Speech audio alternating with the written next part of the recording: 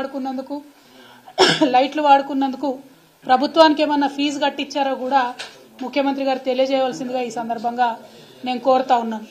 అదే విధంగా ఇంద్రవెల్లిలో నిన్న గౌరవ ముఖ్యమంత్రి గారు రేవంత్ రెడ్డి గారు నేను కాంగ్రెస్ పార్టీ చేసిన తప్పిదాలకు క్షమాపణ చెప్తా ఉన్నాను, తెలంగాణ బిడ్డలను కాంగ్రెస్ పార్టీ పొట్టన పెట్టుకుంది, ఆ కుటుంబాలన్నిటికీ కూడా క్షమాపణ చెప్తా ఉన్నారని కోరినారు. మంచిదే, మంచి పరిణామం. ఇప్పటికన్నా తప్పులు తెలుసుకుంటా ఉన్నారు కాంగ్రెస్ పార్టీ వాళ్ళు. మరి అదే రీతిన మలిదశ తెలంగాణ ఉద్యమంలో బలైపోయినటువంటి అమరవీరులందరికీ కూడా ముఖ్యమంత్రి గారు క్షమాపణ చెప్పాలని ఈ సందర్భంగా నేను డిమాండ్ చేస్తా ఉన్నాను. మీరు నెక్స్ట్ కార్యక్రమం తీసుకున్నప్పుడు తెలంగాణ రాష్ట్రానికి సంబంధించి ఏ కార్యక్రమం తీసుకున్నా అమరవీరులకు క్షమాపణ చెప్పడంతో మొదలు పెట్టాలని చెప్పి నేను డిమాండ్ చేస్తా ఉన్నాను. అదేవిధంగా నిన్న గౌరవ ముఖ్యమంత్రి గారు అనేకమైనటువంటి విమర్శలు మాట్లాడుతూ ఒక మాట అన్నారు. రాబోయే రోజులలో ప్రభుత్వం పరంగా ఏదైతే 500 రూపాయలు గ్యాస్ సిలిండర్ మాఫీ చేస్తామని చెప్పినామో ప్రభుత్వ పరంగా ఆ కార్యక్రమాన్ని పెట్టుకుంటాం, లక్షలాది మంది మహిళలతో ఆ కార్యక్రమాన్ని ప్రభుత్వ పరంగా ఏర్పాటు చేస్తాం, దానికి ప్రియాంక గాంధీ గారిని పిలుస్తామని చెప్పడం జరిగింది. ఇవాళ ముఖ్యమంత్రి గారిని నేను సూటిగా ప్రశ్నిస్తా ఉన్నాను, ప్రియాంక గాంధీ గారిని ఏ హోదాలో మీరు పిలుస్తా ఉన్నారు? ఆమె కనీసం దేశంలో ఇంతవరకు ఏ ఒక్క గ్రామం నుండన్నా సర్పంచ్గానన్నా గెలిచిందా, ఎమ్మెల్యేగా గెలిచిందా, ఎమ్మెల్సీగా గెలిచిందా? పోనీ మన రాష్ట్రంలో ఇప్పుడు ఏదన్నా ప్రోటోకాల్లో ఉన్నదా ఆమె? మీ పార్టీకి సంబంధించినటువంటి ముఖ్య నాయకురాలైతే మీ ఇంటికి పిలుచుకోండి, మీ మన్మడికి ఆశీర్వాదం ఇప్పించుకోండి, తెలంగాణకు వచ్చిన ఆడబిడ్డ కాబట్టి చీరా సారా పెట్టి సాధారణంగా సాగనంపండి. కానీ ప్రభుత్వ కార్యక్రమాలకు ప్రియాంక గాంధీ గారిని పిలుస్తామంటే తప్పకుండా నల్ల బుగ్గలు ఎగిరేసి ఆ రోజు ప్రొటెస్ట్ చేస్తామని ఈ సందర్భంగా మేము ముఖ్యమంత్రి గారికి హెచ్చరిక చేస్తా ఉన్నాం. ప్రభుత్వ కార్యక్రమాలను పార్టీ కార్యక్రమాలను కలిపి వాడుకోవడం, ప్రజలను మభ్యపెట్టడం ఇది చాలా తప్పు.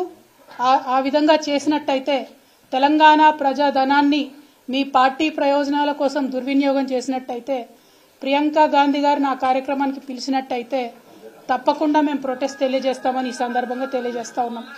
అదేవిధంగా ఇవాళ కాంగ్రెస్ పార్టీ పొలిటికల్ క్రైసిస్ ఉన్న వాళ్ళంతా తెలంగాణలో వచ్చి వాలిపోవడం, ఇక్కడి నుంచి తెలంగాణ ప్రజాధనాన్ని దుర్వినియోగం చేస్తూ ఇక్కడ మన మంత్రులు, మన తెలంగాణ మంత్రులు, తెలంగాణ ప్రజల ఓట్లతో ఎన్నికైన మంత్రులు వెళ్లి ఆ ఎమ్మెల్యేలందరినీ ఎస్కాట్లు పెట్టి రిసార్ట్లలోకి తీసుకెళ్లడం, మరి ఇదంతా ప్రజాధనాన్ని దుర్వినియోగం చేయడం కాదా?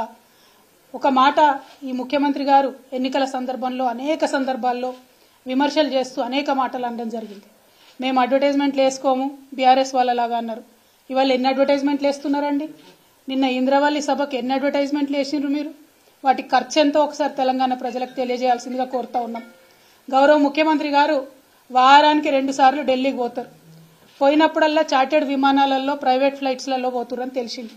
మరి దానికి అయ్యే ఖర్చు ఎంతనో ఒకసారి మీరు ప్రజలకు తెలియజేయాల్సిందిగా నేను డిమాండ్ చేస్తా ఉన్నాను.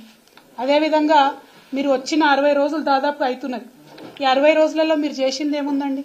60 రోజులలో ఏ చిన్న వాగ్దానం మీరు చేసింది మేము అడిగినా కూడా అయ్యో నిన్నగాక మొన్ననే వచ్చినాం కదా, మమ్మల్ని ఇన్ని ప్రశ్నలు అడుగుతున్నారు, కొత్త ప్రభుత్వం కదా అంటున్నారు.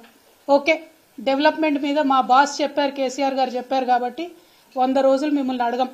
శిశుపాలుడి 100 పాపాలు వండినట్టుగా 100 రోజులకు మీరు చేసే తప్పులు కూడా పండుతాయి. అప్పుడు మాత్రం ప్రజాక్షేత్రంలో మిమ్మల్ని ఖచ్చితంగా అడుగుతాం.